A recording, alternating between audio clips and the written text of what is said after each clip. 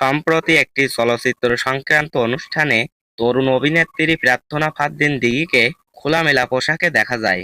অনুষ্ঠানের কিছু ছবি ও ভিডিও সামাজিক যোগাযোগ মাধ্যমে ছড়িয়ে পড়তে শুরু হয় তুমুল আলোচনা। কেউ তার প্যাশনের প্রশংসা করেন, আবার অনেকেই সমালোচনা করে বলেন এমন উপস্থিতি সমাজের নেতিবাচক প্রভাব ফেলতে পারে।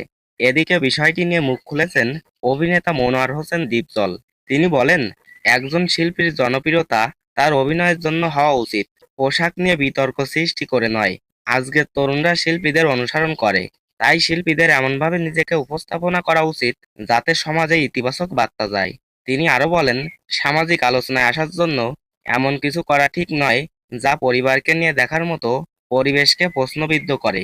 একজন প্রকৃত শিল্পীর পরিচয় তার কাজ ও দর্শকদের ভালোবাসা, বিতর্ক দিয়ে নয়, মেধা দিয়েই সম্মান অর্জন করতে হয়।